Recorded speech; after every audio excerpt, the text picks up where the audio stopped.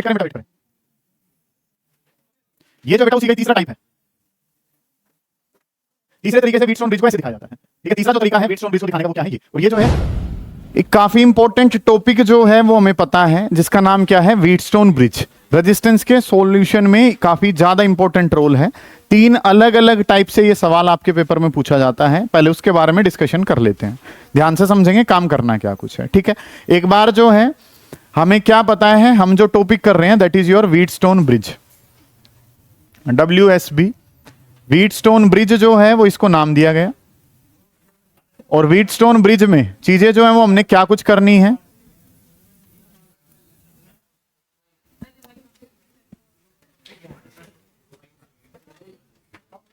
Wheatstone bridge से related चीजें जो है ना वो हमने करनी है, ठीक है। इसमें हमने जो जाना था वो जाना था किसको, बैलेंस कंडीशन को। एक पर्टिकुलर कंडीशन है जिसका नाम क्या है, बैलेंस कंडीशन, जिसके बारे में हम एक बार बात करके और फिर अलग अलग सवाल जो है वो अपने लगा रहे होंगे, ठीक है। ध्यान से समझेंगे काम करना क्या कुछ है। टॉपिक काफी इंपॉर्टेंट है, सवाल यहां से पूछा जाता है। कई बार तो सवाल हमें यह भी नहीं पता चलता कि क्वेश्चन है व्हीटस्टोन ब्रिज का, तो अलग अलग फिगर्स के बारे में भी जानेंगे। जो नॉर्मली हमने फिगर देखी है उससे अलग होगी, लेकिन वो रिप्रेजेंट किसको ही कर रही होगी, व्हीटस्टोन ब्रिज को ही कर रही होगी, ठीक है। ये काम हमने करना है। व्हीटस्टोन ब्रिज के बारे में अगर हम बात करें तो व्हीटस्टोन ब्रिज में हमने जो है सर वो क्या कर रखा होता है, इस तरीके से हमारे पास रेजिस्टेंस होते हैं। ये 4 रेजिस्टेंस जो हैं वो हम कनेक्ट करते हैं ब्रिज के स्ट्रक्चर के तौर पे। इस तरीके से 4 रेजिस्टेंस हमारे पास है, इसका नाम P, ये नाम Q, ये R, और ये नाम जो है सर वो हमारे पास क्या है, S। P/Q, R/S की एक कंडीशन लेके चलते हैं। इन दोनों के बीच में हम लगाते हैं गैल्वेनोमीटर को। गैल्वेनोमीटर एक डिवाइस है जो मेजर करता है या डिटेक्ट करता है बहुत छोटे से अमाउंट को, करंट को। बहुत छोटे से करंट को अगर मेजर करना है, बहुत छोटे से करंट को अगर मेजर करना है तो हमारे पास जो डिवाइस है उसका नाम क्या है सर, गैल्वेनोमीटर है। ये बात जो है ना वो हमें पता है कि ये 4 रेजिस्टेंस ऐसे P/Q/R/S इस तरीके से रेजिस्टेंसेस को आपने लगा रखा है। अगर एक बैलेंस कंडीशन आई, बैलेंस कंडीशन जो है सर वो क्या कहा जाता है, सारा खेल ही व्हीटस्टोन ब्रिज में किसका है, बैलेंस कंडीशन का। आज का दिन और इस पे लगा रहे होंगे कि काम जो है सर वो हमने क्या करना है, for balance condition. Balance condition के लिए अगर हम काम करें तो बैलेंस कंडीशन का मतलब क्या होता है सर, बैलेंस कंडीशन का मतलब है यहाँ पे कि करंट थ्रू गैल्वेनोमीटर अगर किसके बराबर हो जाए, 0 के बराबर हो जाए, ठीक है। करंट थ्रू गैल्वेनोमीटर, कि गैल्वेनोमीटर का करंट जो है सर वो किसके बराबर हो जाए, 0। ये एक डिवाइस लगा हुआ है जिसको गैल्वेनोमीटर कहते हैं, इसका करंट अगर कितना हो जाए, 0।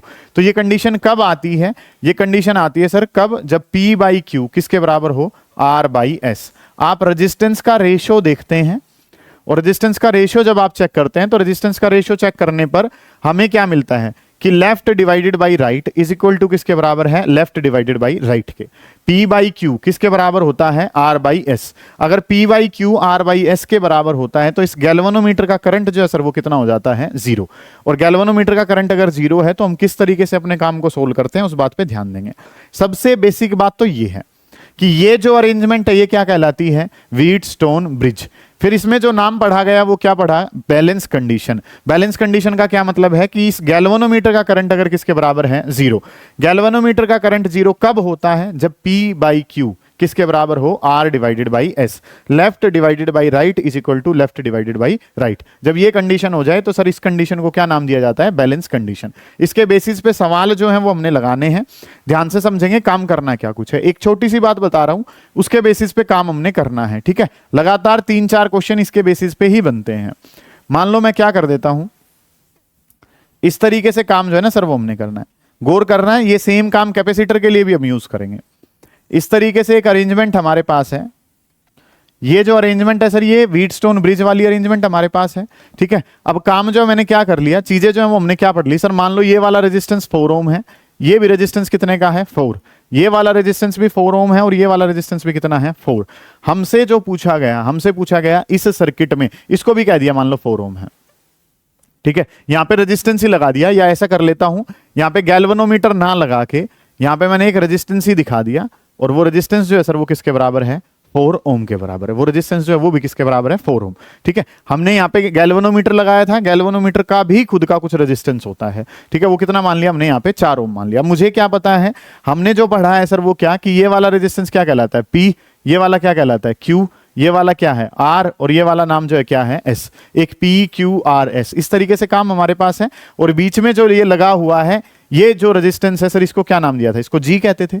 गैल्वेनोमीटर वाला रेजिस्टेंस जो है सर, वो भी किसके बराबर है, 4 के बराबर। ठीक है, हमने चेक करना है क्या कंडीशन बैलेंस कंडीशन है या नहीं। ऑटोमेटिक सी बात है, सारे के सारे कैसे हैं, बराबर हैं। बराबर हैं तो कंडीशन तो बन रही होगी। फिर भी अगर एक बार चेक करें क्वेश्चन शुरू करने के लिए कि P बाई Q चेक करना है सर, और एक क्या चेक करना है, R बाई S चेक करना है। P बाई Q चेक करना है और क्या चेक करना है, R बाई S। P बाई Q चेक कर रहे हो तो बेटा कितना है, ये 4 है, दूसरे वाला भी कितना है 4, 4 से 4 कैंसिल हुआ, कितना बना 1। R बाई S को चेक करा तो 4 बाई 4 करा तो ये भी आंसर कितना बन रहा है 1। तो क्लियरली, वैसे तो ये चेक करने की आपको आवश्यकता थी नहीं, फिर भी बाकी क्वेश्चंस में अगर देखना पड़े तो P बाई Q किसके बराबर है sir, R divided by S। P बाई Q R बाई S के बराबर है, और P बाई Q अगर R बाई S के बराबर है तो सर इस कंडीशन को जो नाम दिया जाता है, क्या नाम दिया जाता है, बैलेंस कंडीशन नाम दिया जाता है। क्या नाम दिया जाता है, बैलेंस कंडीशन इसको हम नाम देते हैं। और बैलेंस कंडीशन इसको अगर हम नाम देते हैं तो करंट थ्रू गैल्वेनोमीटर जो है सर वो कितना होता है, 0। ठीक है, इस बात को जो है वो हमने पढ़ रखा है कि हमने चेक करा कि P बाई Q किसके बराबर है, R बाई S के बराबर है। और P बाई Q अगर R बाई S के बराबर होता है तो हमें पता है सर ये कंडीशन कौन सी है, बैलेंस कंडीशन। बैलेंस कंडीशन का मतलब क्या है सर कि गैल्वेनोमीटर का करंट कितना होगा, 0। गैल्वेनोमीटर कहा किसको जाता है, जो ये बीच वाला जो काम है इसको क्या कहा गया था, गैल्वेनोमीटर यहां पे लगाया था आपने। तो इसमें करंट जो है सर वो कितना है, 0। करंट इसमें 0 है तो सर इसके अंदर से कोई करंट फ्लो नहीं करेगा। और जिस रेजिस्टेंस से कोई करंट फ्लो नहीं कर रहा है तो उसको लगाने का कोई फायदा नहीं है। सिंपल सी बात यह है कि आपने अपने घरों में 10 हीटर रख रखे हैं, ठीक है, 10 हीटर जो है वो आपने ले जाके खरीद के रख लिए, उसका आपके बिल पे क्या प्रभाव है, कोई भी प्रभाव नहीं है। जब तक आप उसको यूज नहीं करोगे, जब तक आप उनको क्या नहीं करोगे, करंट सप्लाई नहीं करोगे, रखे रहो। ऐसे तो इलेक्ट्रीशियन की शॉप पे इतना सारा पावर का डिवाइस रखा हुआ है, ठीक है, क्या उनका उसके बिजली के बिल पे कोई प्रभाव है, नहीं। क्यों प्रभाव नहीं है, क्योंकि सर उनमें से कोई करंट फ्लो नहीं कर रहा है। समझ आ गई ये बात, ठीक है। लोड होने का फायदा नहीं है सर, लोड में से क्या जाना चाहिए, करंट जाना चाहिए। समझ आ गई है मेरी बात आपको, ठीक है। तो सर यहां पे क्या है, 4 ओम का रेजिस्टेंस लगा हुआ था, लेकिन इस रेजिस्टेंस से कोई करंट फ्लो नहीं कर रहा है। अगर कोई करंट फ्लो नहीं कर रहा है तो सर इसको हम यहां से क्या कर देंगे, रिमूव कर देंगे, इसको हटा देंगे यहां से। इसको अगर हटा देंगे तो यही काम जो है सर वो हमारे पास अब क्या बन जाएगा, ये काम मेरे पास क्या बन जाएगा, यहां से काफी इंपॉर्टेंट कंक्लूजन जो है वो आप निकाल रहे होंगे, जिसका लगातार इस्तेमाल जो है वो हम लोग अपने क्वेश्चंस में कर रहे होंगे। इस तरीके से काम जो है ना सर वो हमने कर लिया कि इस वाले बीच वाले को यहां से आपने क्या कर दिया, रिमूव।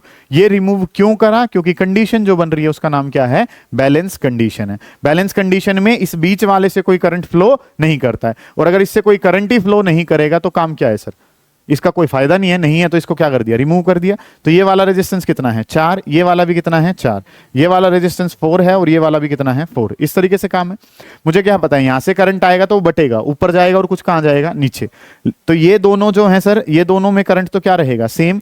इन दोनों में भी करंट क्या रहेगा, सेम। तो ऊपर वाले दोनों किस में है, सीरीज में, नीचे वाले दोनों भी किस में है, सीरीज में। और 4 और 4 को अगर मैं सोल्व करता हूं तो 4 और 4 को सोल्व करा तो कितना बनेगा सर, 8। सिमिलरली अगर मैं बात करता हूं तो सर सेम काम जो है वो हमारे पास 4 और 4 को सोल्व करा तो कितना बनेगा, 8 बनेगा। सिंपल सी बातें हैं ये, समझ आ गई हैं ये बातें आपको, ठीक है। कि ये दोनों जो हैं 4 और 4 को सोल्व करा कितना हो गया, 8, नीचे भी 4 और 4 है तो सर वो भी कितना हो गया, 8 के बराबर हो गया। समझ आई है ये बातें। इसके बारे में अगर मैं बात करता हूं तो अब 1/r इक्विवेलेंट अगर मैं बताना चाहूंगा तो 1/r इक्विवेलेंट कितना होगा, 1/8 प्लस कितना, 1/8, 1/8 प्लस 1/8 करा तो 2/8, 2/8 को सोल्व करा तो 2/4, 2/8 को सोल्व करा तो 1/4, उल्टा कर दिया तो आर इक्विवेलेंट कितना आ गया, 4 के बराबर आ गया। ठीक है, यहां से आपने क्या क्या पढ़ा है, सिंपल सी बात, आपने चेक करी बैलेंस कंडीशन। बैलेंस कंडीशन है तो बीच वाले को क्या कर दिया, रिमूव। ऊपर वाले दोनों सीरीज में, नीचे वाले दोनों भी सीरीज में। 8 और 8 का जब पैरेलल सोल्व करा तो आंसर कितना है, 4। सबसे इंपॉर्टेंट कंक्लूजन कोई बच्चा बताएगा क्या आ रहा है, कि सर ये चारों क्या थे, सेम। ठीक है, बीच वाला भी वैसे सेम ही दे रखा था। मान लो बीच वाला कुछ और भी होता, मान लो बीच में 100 होता, तो क्या ये 4 पे कोई प्रभाव पड़ता, नहीं पड़ता, वो तो बीच में से हटाना ही है सर हमने। ठीक है, फिर भी हमने बीच वाला भी कितना ही मान लिया, 4 के बराबर ही मान लिया। तो हमें क्या पता है सर कि जो इसका आर इक्विवेलेंट आया वो भी कितना ही आया, 4। मान लो ये सारे 20 के होते तो 20 आ जाता, 50 के होते तो 50 आ जाता। सिंपल सी बात है। ये सवाल बार बार पूछा गया है, किस तरीके से पूछा गया है वो बताऊंगा, इसको एक बार उतारने की कोशिश करें। निपटाई, शाबाश। सुनिए ध्यान से यहां से हमने कंक्लूजन निकाल लिया कि सर अगर ये सारे के सारे रेजिस्टेंस बराबर हैं तो आर इक्विवेलेंट जो आएगा वो भी क्या आएगा, बराबर आएगा। सेम काम हम कैपेसिटर के लिए करेंगे। कैपेसिटर के लिए भी काम जो है सर वो क्या रहेगा, सेम। मैं पहले कैपेसिटर के लिए बता के फिर हम अपने वाले सवाल पे चलेंगे कि मान लो ये जो हमारे पास एक कैपेसिटर लगा हुआ है, ठीक है, ये कैपेसिटर का सिंबल है, ठीक है। इस तरीके से कैपेसिटर जो है सर वो हमें लगा के दिए रखे हैं, क्योंकि हमने काम पढ़ना किसके लिए होता है, रजिस्टर के लिए, और अप्लाई किसके लिए कर देना होता है, कैपेसिटर के लिए। आंसर क्या रहता है, सेम। मान लो इस तरीके से काम कर रहा हूं तो ये कैपेसिटी कितनी है सर, सी के बराबर, ठीक है। ये भी कैपेसिटी सी है, ये भी कैपेसिटी सी, सारी कैपेसिटी जो है वो सेम है। ये हमने जनरल वैल्यू मान ली है। हो क्या सकता है, वो आपको क्या दे दे, कोई पर्टिकुलर वैल्यू लिख के दे दे, ठीक है। तो अगर मैं यहां से सी इक्विवेलेंट बताना चाहूंगा तो सी इक्विवेलेंट सर किसके बराबर होगा, सी के बराबर होगा, ठीक है।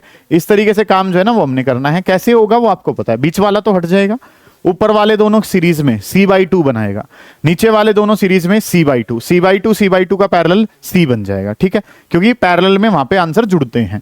ये बातें जो है ना वो हमें पता है। अब मेन काम जिसके लिए आप क्लास में आए हैं, जिसके लिए आप ये क्लास ले रहे हैं, उस पर ध्यान दें कि व्हीटस्टोन ब्रिज जो है, एक काम जो है सर वो हमने तो कैसे पढ़ लिया। एक तो व्हीटस्टोन ब्रिज वाली चीजें जो है सर वो हमें क्या पता है, इस तरीके से पता है। एक जो काम सर हमने पढ़ा है वो काम तो हमने इस तरीके से पढ़ा है, ठीक है, कि ये जो रेजिस्टेंस है, ये सारे के सारे रेजिस्टेंस जो है सर वो हमने कितने मान लिए, आर। ये रेजिस्टेंस कितना है, आर। ये रेजिस्टेंस कितना है, आर। ये भी रेजिस्टेंस आर है, ये भी रेजिस्टेंस आर है, और ये भी रेजिस्टेंस जो है वो कितना है, आर। इस तरीके से काम जो है ना सर वो हमें दिखा रखा है, ठीक है। समझ आ रही है बात आपको कि ये रेजिस्टेंस जो है सारे के सारे कितने हैं, R. This arrangement resembles to the Wheatstone bridge. ये व्हीटस्टोन ब्रिज में रिजेंबल कर रही है, और ये सारे के सारे रेजिस्टेंस जो है सर वो क्या है, सेम है। और अगर ये सारे के सारे सेम हैं तो आर इक्विवेलेंट जो है वो किसके बराबर है, आर। अब ये क्वेश्चन तो पुराना हो गया, ये तो देखते ही तुम पहचान लोगे, ठीक है। लेकिन इस तरीके से सवाल जो है वो आजकल नहीं पूछा जा रहा है, सवाल पूछा जा रहा है दूसरे तरीके से। वो दूसरा तरीका क्या है सर, उसके बारे में बताओ कि काम जो है सर वो हमने क्या करना है, इस तरीके से रेजिस्टेंसेस जो है वो लगा दिए गए, ठीक है। ये जो है ये अरेंजमेंट जो है ना सर वो बना के देती गई आपको, ठीक है। अब जिस बच्चे को पता है वो ही पहचान पाएगा कि ये जो अरेंजमेंट है ये क्या है, व्हीटस्टोन ब्रिज है। ये व्हीटस्टोन ब्रिज को बनाने का दूसरा तरीका हो गया सर, ठीक है। आइए समझ में मैं क्या करना चाह रहा हूं, दोबारा देख लेंगे, ध्यान से समझेंगे काम जो है वो आपके पास क्या है। यही व्हीटस्टोन ब्रिज जो है वो वहां पे बनाया गया है। बनाने की दूसरी फिगर जो है वो ये कर दी, ये रेजिस्टेंस आर, ये भी रेजिस्टेंस आर, ये भी रेजिस्टेंस आर, ये आर, और ये भी क्या है, आर। तो सर बिना सोचे समझे हमें क्या पता है कि ये जो अरेंजमेंट है ये किसकी दे रखी है, व्हीटस्टोन ब्रिज की। और व्हीटस्टोन ब्रिज की अगर ये अरेंजमेंट है तो व्हीटस्टोन ब्रिज में अगर सारे आंसर क्या हो, सेम, तो हमारा नेट जो रिजल्टेंट है वो भी क्या रहता है, सेम रहता है। समझ आ गई बात। यही व्हीटस्टोन ब्रिज, ये तो सब पढ़ के जाएंगे, वो उसको पता है जिसने वो सवाल करा है।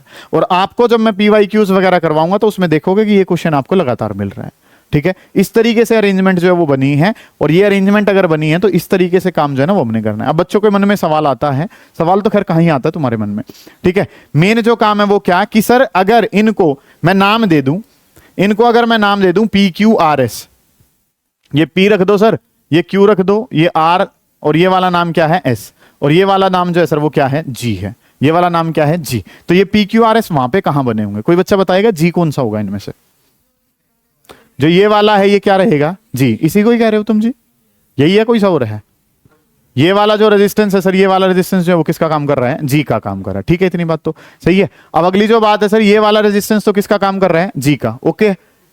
क्योंकि ये इस वाले में भी आ रहा है और इस वाले में भी आ रहा है, दोनों वालों के बीच में आ रहा है, तो इसलिए इसका नाम तो क्या हो गया, जी, ठीक है। अब अगला जो काम है सर वो हमने क्या करना है कि अगर हम काम करें तो चीजें जो है वो अब कैसे बन रही होंगी उस पर ध्यान देंगे। कि अगला जो कंसेप्ट है सर वो हमारे पास कुछ कैसे है, ये वाला रेजिस्टेंस को अगर मैं P कहूं तो Q कहां होगा बताओ, नीचे वाला। ये वाला रेजिस्टेंस जो है वो क्या रहेगा, Q।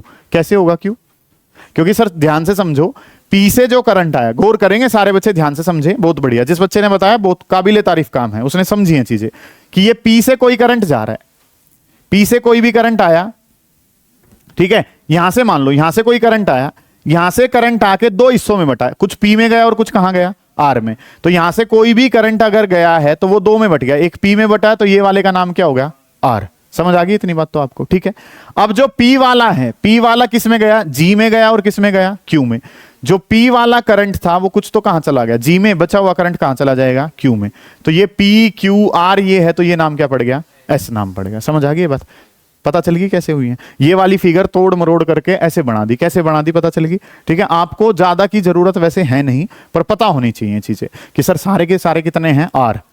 रिजेंबलेंस किससे है? व्हीटस्टोन ब्रिज से। तो नेट आंसर भी कितना? आर। खेल तो खत्म है यहां पे। वैसे आपको पता हो कि पी क्यू आर एस हैं कौन से, क्योंकि वो सवाल को चेंज करके भी दे सकता है। कैसे चेंज करके दे सकता है? मान लो इसको 5 दे दे, इसको 10, इसको 10 और उसको कितना कर दे 20, तो सोल्व कैसे करेंगे? फिर सोल्व करना आना चाहिए, ठीक है। मान लो उसी को ही अगर हम सोल्व करना चाहें, कैसे करेंगे कि अगर ये काम जो है सर वो हमें इस तरीके से दे दिया, तो भी चीजें जो है सर वो हमें फिर पता होनी चाहिए, ठीक है।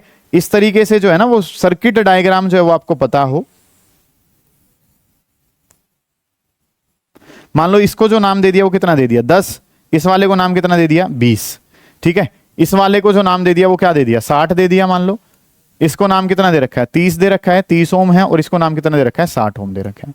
तो अगर सारे सेम है फिर तो कोई सा पता करना ही नहीं पी क्यू आर एस कौन है, लेकिन अलग अलग हैं तो पता हो कि पी कौन है, क्यू कौन है, आर कौन है और एस कौन है। समझ आ रही है बात? तो उसके लिए हमें क्या पता है सर, उसके लिए हमने चीजों को समझ लिया है और चीजें हमें क्या पता है। ये सबसे पहले वाला तो क्या होता है पी, पी के बाद चल के ये क्या है क्यू, ऊपर वाला क्या है आर, और ये नाम क्या है एस। ये तो गैल्वेनोमीटर है, इससे तो कोई करंट जाना नहीं, इसको तो कोई फायदा है नहीं, पर वो भी चेक करना पड़ेगा। एक बार चेक करा 10/20 किसके बराबर है 30/60 के, तो हम सोल्व कर पाएंगे इसको। तो अगर हम यहां पे बात करें तो ये कितना दे रखा है 10, ये वाला कितना है, ये 20 नहीं है भाई, हाँ 20 ही है ये वाला कितना है, क्यू वाला कितना है 20, ये वाला कितना है 30, और ये वाला कितना है 60। तो 10 और 20 का सोल्व करेंगे तो कितना हो जाएगा 30 बन जाएगा। 30 और 60 का सोल्व करूंगा तो कितना हो जाएगा 90 हो जाएगा। 10 और 20 का सोल्व करा 30 बन गया, 30 और 60 का सोल्व करा कितना बन गया 90। 30 और 90 को सोल्व कर लेंगे। ये चीजें आपको समझ में आ रही है, मैं ऐसा मान के चल रहा हूं। समझ आई है बात मैंने क्या बताई है? जिस बच्चे को ये पता है कि ये P, ये Q, ये R और ये क्या नाम है S, जिसको ये पता है उसको सोल्व करना कुछ है ही नहीं बड़ी बात। समझ आ गई आपको मैं क्या कर रहा हूं? ठीक है, ये वाला पोर्शन तो बीच में से कट कर देंगे क्योंकि ये गैल्वेनोमीटर वाले का काम कर रहा है। समझ आ गई बात? तो मैंने क्या बताया था कि टोटल कितनी फिगर बनती है 3। पहले वाली ये है जो बिल्कुल बेसिक है, दूसरे वाली ये है जिसमें आपने जान लिया पी क्यू आर एस जो है वो कुछ किस तरीके से, ठीक है। एक सवाल जो लगातार पूछा गया व्हीटस्टोन के बेसिस पे ही, उसके बारे में अगर हम काम करें, पहले इस वाले को उतारें एक बार। ये वाला उतार चुके हो तुम, इनको उतार लो एक बार, उसके बाद अगला वाला काम करवाऊंगा। करें जल्दी, शाबाश। ठीक है, ये जो है वो आपका क्या था, सेकंड वाला टाइप था। ये फर्स्ट है बिल्कुल बेसिक, वो वाला जो है वो क्या है सेकंड। एक तीसरा जो टाइप है सर जिसके बारे में हम बात कर सकते हैं, जो सवाल आपसे पूछा जाता है, गौर करें, वेट करें बेटा, वेट करें। ये जो है बेटा उसी का ही तीसरा टाइप है। तीसरे तरीके से व्हीटस्टोन ब्रिज को ऐसे दिखाया जाता है, ठीक है। तीसरा जो तरीका है व्हीटस्टोन ब्रिज को दिखाने का वो क्या है, ये।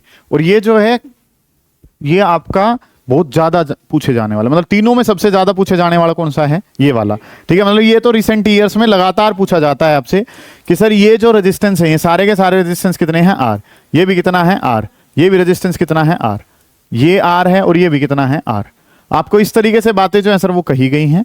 आपको फाइंड आर इक्विवेलेंट, आपने क्या करना है, आर इक्विवेलेंट बताना है।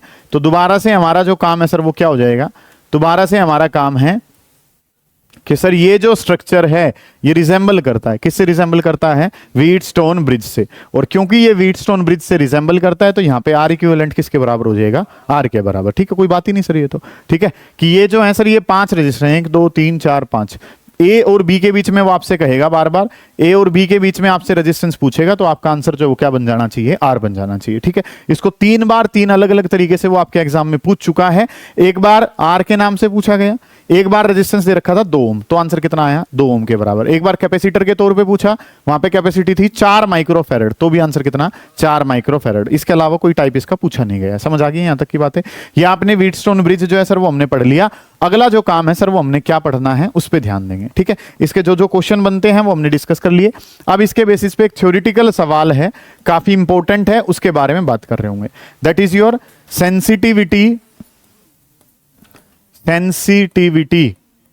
Of Wheatstone bridge. गौर करें बेटा, काम जो है वो आपने क्या करना है, सेंसिटिविटी ऑफ व्हीटस्टोन ब्रिज, ये काम जो है ना वो हमने करना है कि सेंसिटिविटी ऑफ व्हीटस्टोन ब्रिज, ये काम जो है वो आपने लगाना है। कैसे कर रहे होगे ध्यान से समझेंगे कि व्हीटस्टोन ब्रिज जो है उसकी सेंसिटिविटी के बारे में आपने काम करना है। ठीक है, क्या काम करना है, गौर करें कि हमने एक वर्ड पढ़ा, काफी इंपॉर्टेंट है, ध्यान से समझेंगे, सवाल आ सकता है यहां से कि अब अगर मैं बात करता हूं तो ये चीजें जो है ना सर वो हमने करनी है, इस तरीके से डाटा जो है ना वो मेरे पास था।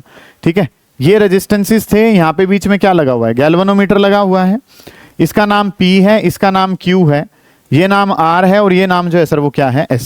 ठीक है, ये रेजिस्टेंस जो है सर वो हमारे पास लगे हुए हैं PQRS, और ये जो बीच वाला रेजिस्टेंस इसका नाम क्या है, गैल्वेनोमीटर है। ठीक है, काम जो है सर वो हमें क्या पता है, हमें ये पता है फॉर बैलेंस कंडीशन, अगर मैं काम करूं, किसके लिए काम करूं, for balanced condition, balance condition के लिए अगर हम काम करते हैं तो बैलेंस कंडीशन के लिए सर गैल्वेनोमीटर का करंट जो है वो किसके बराबर है, 0 के बराबर।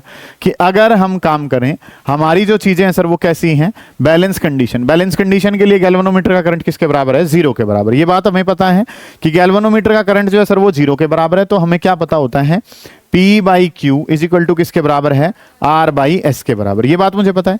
या आप उल्टा पढ़ सकते हैं काम को, उल्टा क्या पढ़ेंगे कि अगर P/Q किसके बराबर है, R/S के बराबर, P/Q बराबर है R/S, तो गैल्वेनोमीटर का करंट कितना मिलेगा, 0 मिलेगा। गैल्वेनोमीटर का करंट 0 कब होगा, जब P/Q किसके बराबर है, R/S के बराबर है। ठीक है, इस तरीके से काम है। सेंसिटिव, किसी को भी सेंसिटिव कब कहोगे कि आपने हल्की सी कोई बात कही और इंसान ज्यादा बुरा मान जाए, वो चीज जो है वो क्या कहलाती है, सेंसिटिव। कोई भी इंसान सेंसिटिव कब है, कब है सेंसिटिव, आपके बिहेवियर का हल्का सा चेंज अगले के बिहेवियर में ड्रास्टिक चेंज ले आए, वो डिवाइस जो है या वो इंसान जो है वो कैसा रहेगा, सेंसिटिव रहेगा। ठीक है, मतलब कि अगर हम अपनी बात करें तो हम सेंसिटिव नहीं है, कोई कुछ कह लो, ठीक है, मतलब फर्क नहीं पड़ता है, तो वो जो है वो क्या है, इनसेंसिटिव। और एक जो है मतलब कि शहर में अगर हम बात करें, जो मतलब कि बड़े जो बच्चे हैं उनका काम जो है वो क्या है, पेरेंट्स ने हल्का सा ही कुछ कह दिया, उन्होंने खाना छोड़ दिया, ठीक है, या उन्होंने बात करनी छोड़ दी, ठीक है, तो वो चीजें जो है वो क्या है, मतलब कि मैं पेरेंट्स वर्ड यूज कर रहा हूं, आप अपने आप को इंक्लूड कर सकते हैं वहां पे। ठीक है, तो चीजें जो वो क्या करनी है, ध्यान से समझे। हम सेंसिटिविटी के बारे में बात कर रहे हैं। सेंसिटिविटी का सर छोटा सा मतलब क्या है, इनपुट का हल्का सा चेंज आउटपुट में क्या ले आए, ज्यादा चेंज ले आए। समझ आ रही है मेरी बात, मैं क्या कहना चाह रहा हूं। ठीक है, आपने हल्का सा कुछ कहा और 1 महीने तक आपसे बातचीत बंद हो गई है, वो जो चीज है सर वो क्या है, सेंसिटिविटी है। समझ आ गई बात आपको। ठीक है, ठीक है, हाँ, तो आप समझ पा रहे हो मुझे कहना चाह रहा हूं। आप जो है वो क्या है, इनपुट, और सामने वाला जो है वो कौन है, आउटपुट है। सिंपल सी बात है। तो हमने क्या करना है सर, हमने यहां पे क्या बनाना है, P/Q किसके बराबर है, ये इनपुट है, इन रेजिस्टेंस का रेशियो जो है, सुजीत आप बोर्ड पे ध्यान दो, ठीक है, काम जो वो क्या करना है, P/Q किसके बराबर है, मतलब वो चेक करने लग जाता है चीजों को, बेटा समझ ध्यान से। P/Q किसके बराबर है, R/S। रेजिस्टेंस का रेशियो अगर सेम है, रेजिस्टेंस का, भाई मेरे, P/Q अगर किसके बराबर है, इसको संभालो थोड़ा सा इसको, है ना, हाँ ठीक है। काम जो वो क्या करना है, P/Q अगर किसके बराबर है, R/S, ये इनपुट है, रेजिस्टेंस का रेशियो सेम है सर, तो गैल्वेनोमीटर में करंट कितना है, 0। आपने किसी भी रेजिस्टेंस को हल्का सा छेड़ दिया, मतलब कि काम जो वो क्या कर लिया, मान लो ये रेजिस्टेंस कितना था 2, ये कितना था 4, ये कितना था 3 और ये कितना था 6, 2 4 3 6, 2/4 3/6 के बराबर था। गैल्वेनोमीटर का करंट कितना था, 0।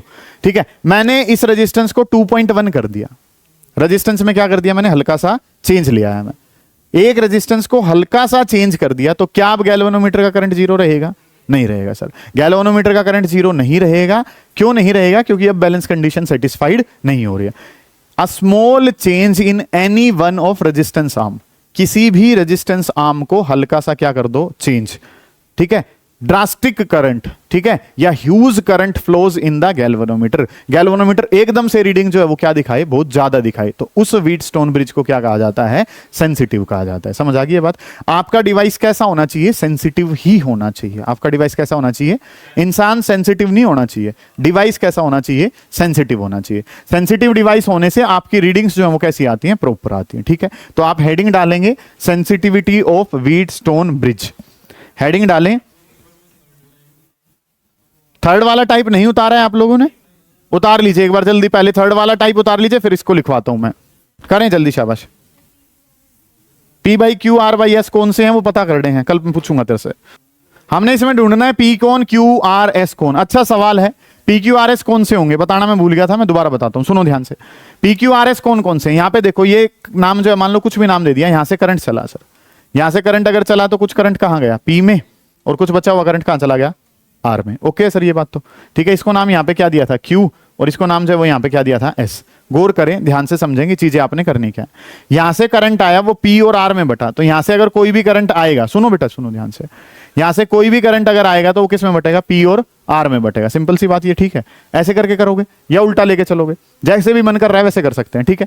मान लो अब अगर मैं यहां से करंट लेके चल रहा हूं, आप चाहें तो आप इसको उल्टा भी चला सकते हैं, कोई इशू नहीं है, ठीक है। काम जो है वो इंटरचेंज करके भी हो सकता है, वो कोई बड़ी बात नहीं है। पी और क्यू आपस में इंटरचेंज करके लिखे जा सकते हैं। क्यू पी इस तरफ आ जाएगा तो एस आर ऐसे हो जाएगा, ठीक है।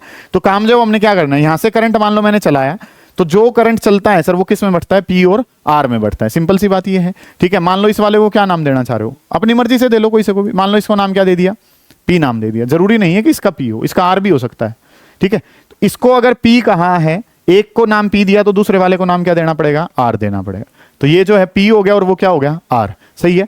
अब पी वाला जो करंट गया था, पी वाला जाके किस में मिला, एक तो जी में जाता है और एक किस में जाता है, क्यू में, ठीक है। इस वाले को नाम क्या दे दिया, जी, और इसको नाम क्या दे दिया, क्यू। इस तरीके से काम सही है। अब क्यू वाला और जी वाला, क्यू वाला और जी वाला जाके किस में मिलता है, एस में। तो ये जो नाम है सर, ये नाम क्या हो जाएगा, एस हमारे पास हो जाएगा, ठीक है। क्या ये बन रही होंगी बातें, चेक करो क्या सारी कंडीशन फुलफिल हो रही है या कुछ बाकी है, तो उसको सेट करते हैं।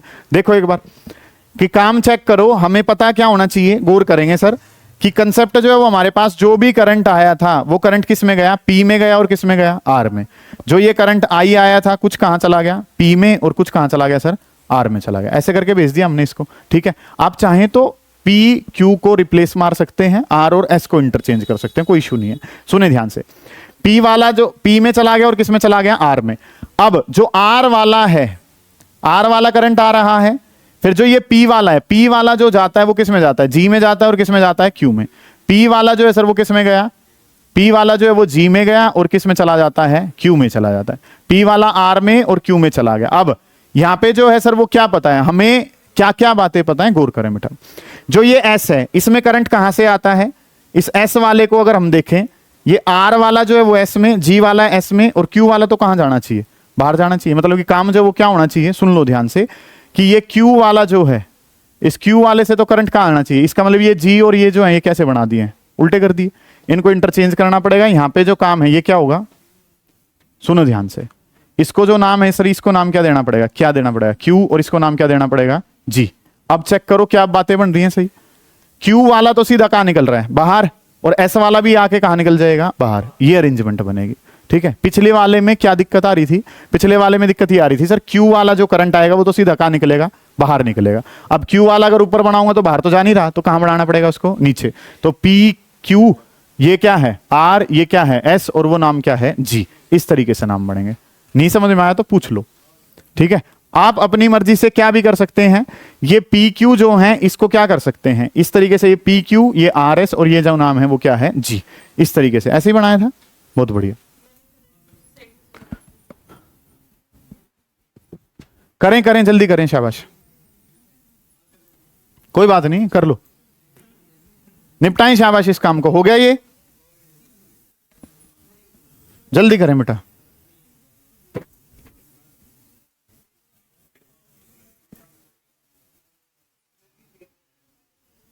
इनमें ये पी क्यू आर एस के नाम जो है वो जरूर लिख लेने हैं। किसी बच्चे को नहीं समझ आ रहे तो वो पूछ लेगा। हेडिंग डालें sensitivity of Wheatstone bridge, a Wheatstone bridge. Heading डालें सेंसिटिविटी ऑफ व्हीटस्टोन ब्रिज, और उसके अंदर लिख लेंगे a Wheatstone bridge, a Wheatstone bridge is said to be sensitive, a Wheatstone bridge is said to be sensitive if, Wheatstone bridge is said to be sensitive if a small change, if a small change in any one of resistance arm, small change in any one of resistance arm, small change in any one of resistance arm brings large deflection, brings large deflection, small change in any one of resistance arm, ARM, RM, brings large या huge deflection in galvanometer. एक resistance को हल्का सा छेड़ दिया और galvanometer में current एकदम से क्या आ गया, बहुत ज्यादा आ गया। इसको क्या कहा जाता है, सेंसिटिविटी ऑफ व्हीटस्टोन ब्रिज। और व्हीटस्टोन ब्रिज होना ही कैसा चाहिए, सेंसिटिव होना चाहिए। बड़ी इंपॉर्टेंट बात है, ठीक है। अब काम जो है सर वो हमने क्या करना है, इस रेजिस्टेंस को 2 की बजाय हल्का सा क्या करा था 2.1, गैल्वेनोमीटर में एकदम से क्या आ गया, बहुत ज्यादा करंट आ गया। इसको क्या कहा जाता है, सेंसिटिविटी। लिखें, इट डिपेंड्स ऑन, किन किन फैक्टर्स पे वो डिपेंड करती है। इट डिपेंड्स ऑन कि सेंसिटिविटी ऑफ व्हीटस्टोन ब्रिज किन किन फैक्टर्स पे डिपेंड करती है। लिखें, इट डिपेंड्स ऑन, नंबर 1 लिखें, it depends on, number one ये डिपेंड करती है किस पे, इट डिपेंड्स ऑन, पहली बात क्या है, relative magnitude of resistances in the four arms. Relative magnitudes of resistances in the four arms. क्या मतलब है इस बात का, इसको समझें, ठीक है। रेजिस्टेंस आर्म, ARM, इस तरीके से काम है सर हमारे पास। ये 3 केसेस जो है मैं ले लेता हूं और इन 3 केसेस में हमने काम जो है वो क्या करना है sir, relative magnitude of resistances in the 4 arms. चारों आर्म जो हैं उनमें रेजिस्टेंस जो है वो किस प्रकार के हैं, ठीक है। ये जो काम है ना सर वो हमने करना है। ये 3 केस मुझे दिखा रखे हैं। इन तीनों केसेस में मैं क्या मानता हूं सर, ये कितना है 4, ये भी कितना है 4, ये 4 और ये भी कितना है 4। ये वाला रेजिस्टेंस आर्म जो है वो आपने 4 के सारे लगा रखे हैं। क्या है ये, व्हीटस्टोन ब्रिज। ये मान लिया 2, ये मान लिया 4, ये मान लिया 3 और ये क्या मान लिया 6 मान लिया, ठीक है। ये इस तरीके से काम हमारे पास है। इसमें इसको मान लिया 2000, इसको मान लिया 4000, ये जो कितना है 5000 है और ये कितना है 10000। क्या सारे के सारे व्हीटस्टोन ब्रिज बैलेंस हैं, सारे के सारे बैलेंस ही तो है सर। P बाई क्यू किसके बराबर है, R by S. P by Q किसके बराबर है, R by S. P by Q किसके बराबर है, R बाई एस। सारे के सारे बैलेंस तो हैं। दिक्कत कहां आ रही है, सेंसिटिविटी की। इनमें सबसे ज्यादा सेंसिटिव कौन, A जो है वो क्या है, सबसे ज्यादा सेंसिटिव। और सबसे लीस्ट सेंसिटिव कौन है, C जो है वो लीस्ट सेंसिटिव है। क्यों, क्योंकि सर हमने बताया कि सेंसिटिविटी डिपेंड करती है किस पे, रिलेटिव मैग्नीट्यूड्स पे। यहां पे अगर मैं देखता हूं तो इस काम को और बढ़िया करना है तो ऐसे मान लो कि इसको मान लो 2 और इसको मान लो 4 और ये जो है ये 5000 और ये कितना 10000। और बढ़िया कर दिया काम कि सर हमें क्या पता है, ये चारों के चारों रेजिस्टेंस क्या है, बराबर। एक को हल्का सा छेड़ो, 3 बराबर रह जाएंगे, एक क्या हो जाएगा, चेंज। तो सेंसिटिविटी जो है वो क्या है, हाईएस्ट। इसमें अगर 5000 को 5001 कर दूंगा तो एक का रेजिस्टेंस बदल दिया, लेकिन रेजिस्टेंस के बदलने से 5000 बाई 10000 लगभग सा कितना ही रहेगा, 1/2 ही रहेगा। 5001 बाई 10000 वो बिल वैल्यू लगभग सी आप क्या ही मान के चलोगे, 1/2 मान के चलोगे। बैलेंस कंडीशन वहां पे कोई ज्यादा शिफ्ट नहीं हो रही होगी। समझ आइए मेरी बात कि सर जब सारे के सारे रेजिस्टेंस कैसे होते हैं, इक्वल मैग्नीट्यूड के, तो सेंसिटिविटी क्या होती है, हाईएस्ट। और अगर इनमें बहुत ज्यादा गैप है, 2 के कंपैरिजन में 5000 का क्या है, काफी गैप है, तो सेंसिटिविटी क्या होती है, लीस्ट होती है। ये जो है ये क्या है, मोस्ट सेंसिटिव है। और इसके बारे में अगर मैं बात करूं तो सर ये क्या है, लीस्ट सेंसिटिव। आपने एक बात लिखी है और वो बात आपने क्या लिखी है, व्हीटस्टोन ब्रिज की सेंसिटिविटी किस पे डिपेंड करती है, relative magnitudes of resistances in the 4 arms.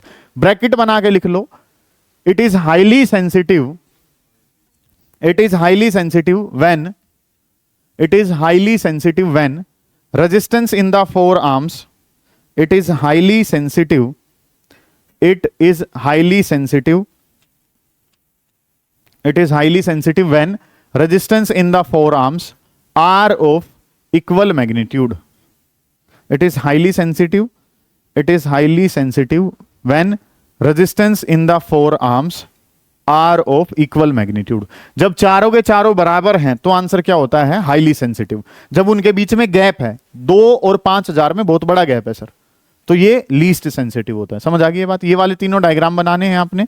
उसके बाद सेकंड जो है ये डिपेंड करता है, वो बताऊंगा, पहले इसको उतार लो कि ये हाईली सेंसिटिव है, वो लीस्ट सेंसिटिव है। लास्ट बात करके काम खत्म करेंगे। सेंसिटिविटी और किन फैक्टर्स पे डिपेंड करती है, सेकंड नंबर पे लिखें, relative position of battery and galvanometer. Second जो है वो लिखेंगे, सेकंड जो पॉइंट है, relative position of battery and galvanometer. लिख लो इस बात को भी, ठीक है। एक तो डिपेंड करता है रिलेटिव पोजीशंस पे, मतलब कि रिलेटिव जो है वो क्या है इनके मैग्नीट्यूड्स पे। और बात नंबर 2, ये किस पे डिपेंड करता है, बात नंबर 2 में ये डिपेंड करता है relative position of battery and galvanometer. Battery और गैल्वेनोमीटर कहां रखे हैं, आमने सामने रखे होते हैं तो सेंसिटिविटी क्या होती है, हाईएस्ट होती है। ठीक है, relative position of battery and galvanometer, ये कंप्लीट होता है यहां पे। ठीक है, इसको कर लेंगे, कोई दिक्कत आएगी पूछ लेंगे। ठीक है बेटा।